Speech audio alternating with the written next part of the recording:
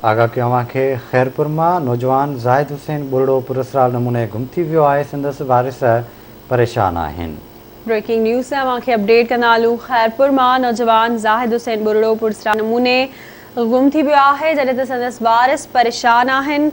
नौजवान की ॻोल्हा में मदद करे परेशानी ख़त्म कई वञे, इहो मुतालबो आहे वारसनि जो। अवांखे अपडेट कंदा हलूं। खैरपुर में नौजवान ज़ाहिद हुसैन बुरड़ो पुरस्कार नमूने गुम थी वियो आहे, संदसि वारिस परेशान आहिनि। अपडेट कयूं पिया। खैरपुर में नौजवान ज़ाहिद हुसैन बुरड़ो पुरस्कार नमूने गुम थी वियो आहे। संदसि वारिस परेशान आहिनि।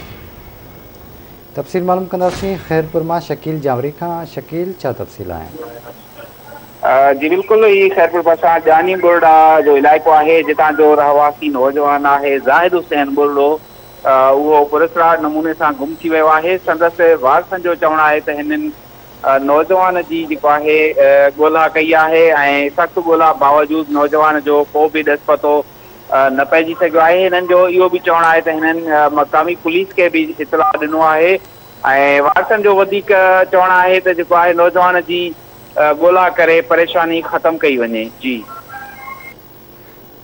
महिरबानी मानी शकील अपडेट करण लाइ।